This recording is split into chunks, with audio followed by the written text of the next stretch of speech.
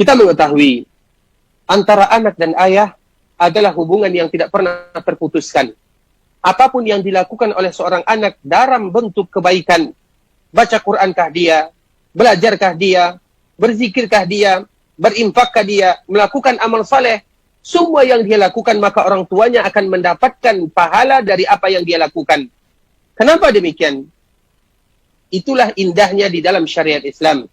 Karena hubungan orang tua dengan anak adalah hubungan yang tidak bisa dipisahkan. Dan anak tersebut melakukan kebaikan, di antara salah satu yang menyebabkan mereka melakukan kebaikan. Dan mengajarkan kepada mereka kebaikan tersebut adalah orang tuanya. Karena orang tualah yang memberikan pendidikan, mengajarkan kepada kita salat, mengajarkan kepada kita puasa, mengajarkan kepada kita zakat, infak, dan yang lain sebagainya. Secara otomatis, apapun yang anak tersebut lakukan, maka akan sampai kepada orang tua. Oleh karenanya ini merupakan kabar gembira ikhwatul Islam rahimani wa rahimakumullah. Terutama bagi kita yang sudah dipanggil orang tuanya oleh Allah Subhanahu wa taala, lakukan kebaikan seluruhnya. Maka orang tua kita akan mendapatkan bahagian dari apa yang kita lakukan. Apalagi kalau seandainya kita betul-betul mendoakan orang tua kita dan memberikan infak atas nama orang tua kita dan bahkan menghajikan orang tua kita, terutama di dalam teks-teks atau ibadah-ibadah yang semua para ulama itu sepakat.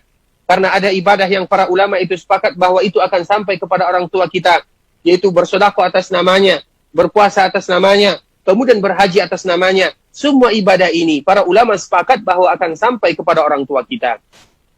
Kemudian tinggal pertanyaannya, apabila orang tua kita meninggal ikhwatul Islam rahimani wa rahimakumullah, maka dianjurkan kepada kita atau kita sebagai seorang anak, hendaklah kita senantiasa melakukan kebaikan, dan diantaranya adalah membaca Al-Quran.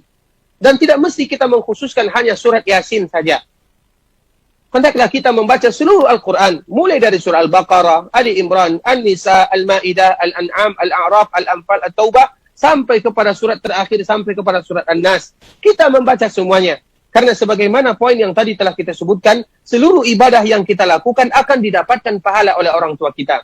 Namun mengkhususkan hanya dengan surat Yasin saja, kita ketahui ikhwatul Islam rahimani wa rahimakumullah, mengkhususkan suatu ibadah, atau mengkhususkan suatu ayat, atau mengkhususkan satu surat di antara surat-surat yang ada, maka itu butuh kepada dalil.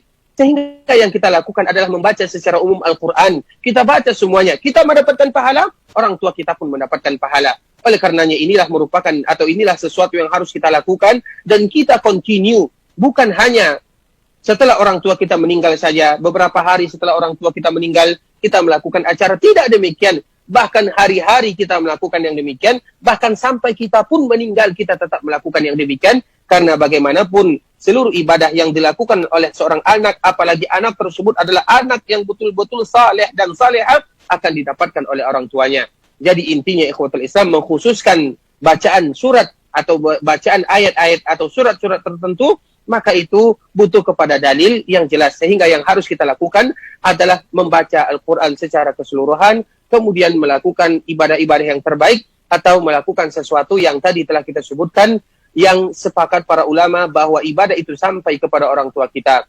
Namun secara umum, membaca Al-Quran juga terjadi perbedaan di antara para ulama, maka di antara mazhab Imam Syafi'i rahimahullah mengatakan tidak sampai bacaan tersebut, namun di antara ulama yang lainnya, sebagaimana mazhab Imam Ahmad rahimahullah, menyebutkan bahwa amalan-amalan tersebut akan sampai kepada orang tua kita. Intinya bagaimana kita senantiasa beramal, berdoa untuk orang tua kita, sampai kita pun dipanggil oleh Allah Subhanahu wa taala dan dikumpulkan kita bersama orang tua kita di dalam surga Allah Subhanahu wa taala.